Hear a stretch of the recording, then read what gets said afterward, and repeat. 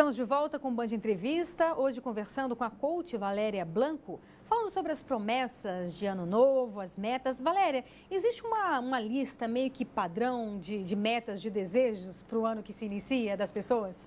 Eu fiz uma busca até curiosa para ver isso e percebi que, assim, por ordem, né? Primeiro lugar é emagrecer, segundo lugar é parar de procrastinar, ou seja, parar de deixar para fazer as coisas só no dia seguinte, encontrar um amor e mexer com a questão financeira, economizar ou melhorar dívidas. Então, está mais ou menos nessa ordem o foco das pessoas em termos de resoluções de início de ano. Né? A gente já falou um pouco sobre emagrecer, né? Que é interessante você colocar metas, de repente, a curto prazo, né? Deixar uma coisa meio solta, a curto prazo. Compreender que muitas vezes, assim, você quer comer um doce, mas esse doce, não é isso? Não vai permitir com que eu use aquela roupa que eu quero. É um pouco assim que a mente trabalha também? Sim. Uma das coisas que a gente fala é evitar o não. Porque a gente não trabalha com um não na cabeça da gente. Então, é muito mais fácil eu falar, eu vou me alimentar bem, eu vou comer frutas, do que eu dizer, eu não vou comer chocolate, eu não vou comer doce. A partir do instante que você se diz um não, sua cabeça já começa a te colocar ali só pensando no não que você falou e tudo que você mais quer é aquilo. Uma neurose com aquela coisa. Então, por isso que eu falei, as tais das exceções. Eu vou comer bem, se der vontade, eu pego um pedacinho. Ou eu espero 10 minutos e vejo se a vontade ainda está lá. Isso para tudo na vida. Né? A gente tem que ter esse foco e criar a disciplina. É importante fazer, é melhor fazer pouco sempre, né, do que não fazer nada. Então, a gente tem que se colocar isso. E outra coisa, assim, força de vontade, a gente trabalha igual um músculo. Não é um músculo, é essa parte aqui do cérebro, mas você pode criar coisas que você não gosta de fazer e passar a fazer 5 minutos todo dia. Para quê? Só para dizer assim, eu consegui. Essa semana eu vou fazer isso. Criar desafios, isso vai treinando a gente. Outra coisa interessante é a gente buscar, assim, o que eu já fiz, que mudança que eu realizei no passado, que deu certo. Para você olhar e falar assim, o que eu fiz diferente? Por que funcionou? E a gente usar isso como exemplo. Então, a gente precisa estar o tempo todo atento e buscando essas dicas. Porque se a gente entende como funciona, né, mais fácil.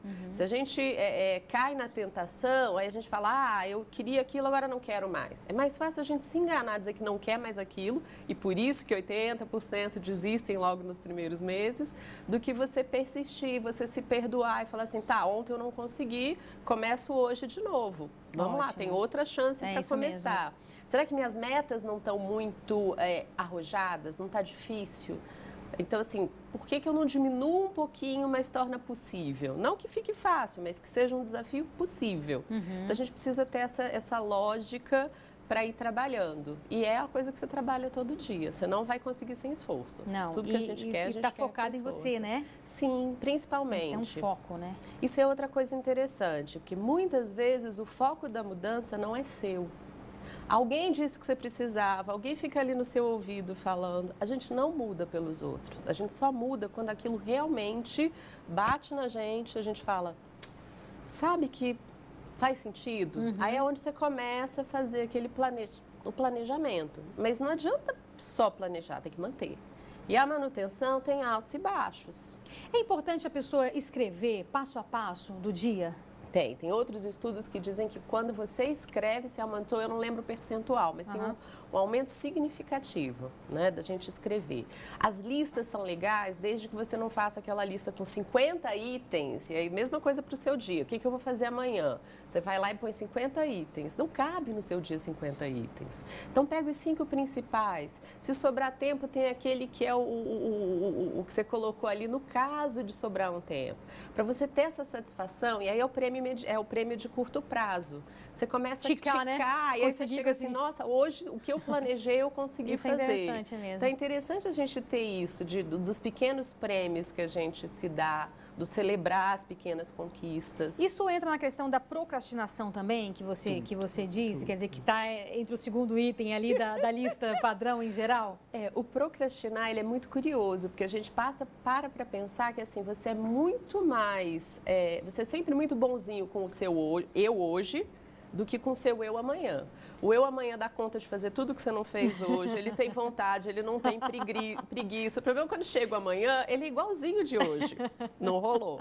Então, a gente tem que ter. E aí, assim, todos os estudos, as dicas que a gente busca quando é a questão do procrastinar, não adianta. Levanta e faz.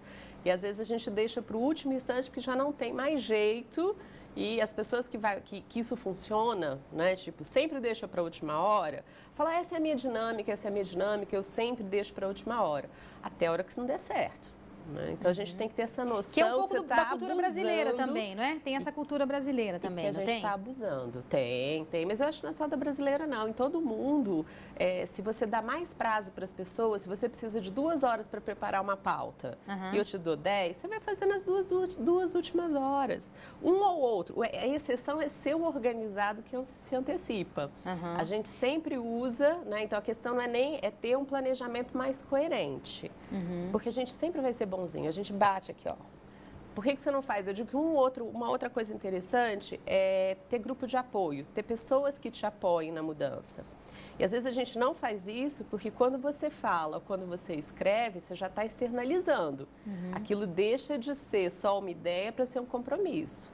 Quando você fala para alguém, mais ainda. E aí, normalmente, vai ser a pessoa que está te cobrando. E ninguém gosta de ser cobrado. Mas, às vezes, é importante. É importante. Então, a gente tem que saber que, às vezes, a gente foge de fazer, mas pode ser uma estratégia interessante, é pedir apoio. Por isso que, muitas vezes, os grupos de apoio existem, para as pessoas sentirem que, assim, as pessoas estão passando pelo que eu estou passando, as dificuldades são as mesmas. Caíram, mas conseguiram recomeçar, conseguiram se reerguer. Só cuidado, porque, às vezes, a gente escolhe quem? As pessoas mais queridas. Aí eles viram chatos de plantão, porque é com quem a gente tem menos paciência, com quem a gente mais gosta.